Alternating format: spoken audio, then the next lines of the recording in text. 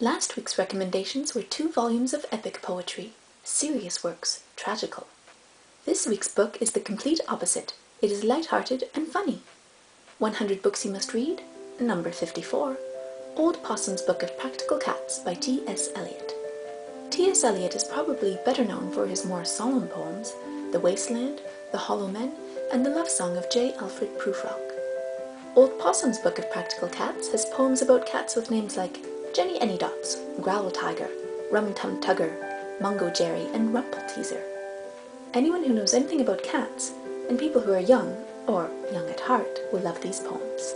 Here is the first one, The Naming of Cats. The naming of cats is a difficult matter.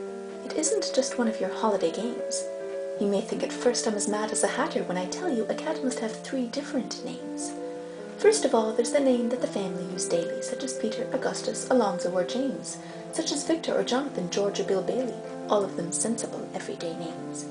There are fancier names if you think they sound sweeter, some for the gentlemen, some for the dames, such as Plato, Admetus, Electra, Demeter, but all of them sensible, everyday names. But I tell you, a cat needs a name that's particular, a name that's peculiar and more dignified. Else how can he keep up his tail perpendicular, or spread out his whiskers, or cherish his pride? Of names of this kind I can give you a quorum, such as Monkeystrap, Quaxo, or Coracpat, such as Bomboo, Lurina, or else Jelly Lorem, names that never belong to more than one cat.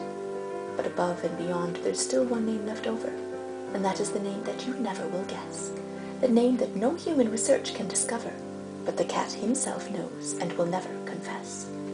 When you notice a cat in profound meditation, the reason I tell you is always the same.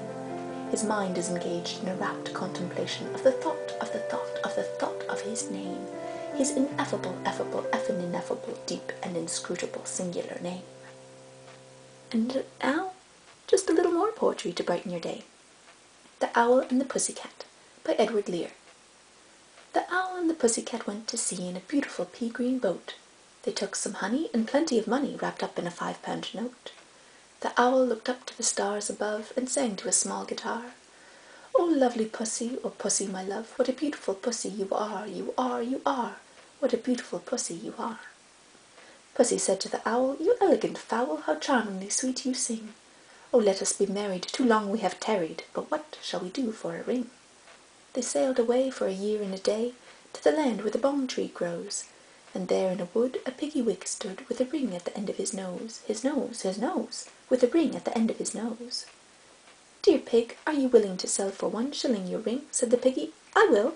So they took it away and were married next day by the turkey who lives on the hill.